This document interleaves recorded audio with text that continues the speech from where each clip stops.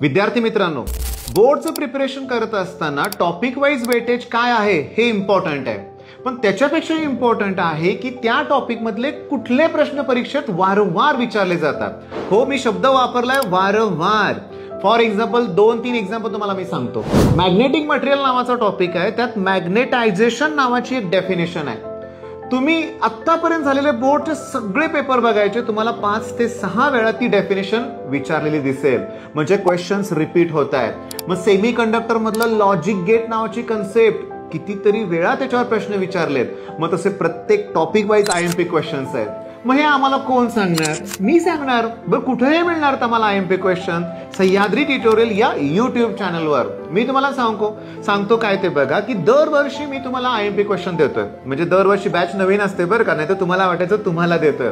दरवर्षी नवीन बॅच, दरवर्षी IMP question देतोय आणि तेच क्वेश्चन ऍज इट इज परीक्षेत येत आहेत. म्हणजे आमचा जो अनुभव आहे ना तो इथं उपयोगी पडतोय. मग आता काळजी करायची गरज नाहीये.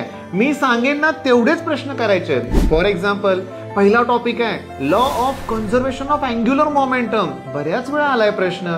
मग लॉज म्हणले ना तर सगळ्या अख्ख्या पुस्तकात जेवढे लॉज आहेत ना ते परफेक्ट करायचे. सर नाही समजत पुस्तकातलं, आहे ना आपलं चॅनल, प्लेलिस्ट आहे, त्यात सगळे law with explanation with numerical solving दिलंय. मग तुम्ही आतापर्यंत आपलं चॅनल मिस कसं केलं? आत्ता चॅनलला सबस्क्राईब करा, युट्यूबवर आपल्याला फॉलो करा, मित्रांबरोबर चॅनल सबस्क्राईब नक्की करा.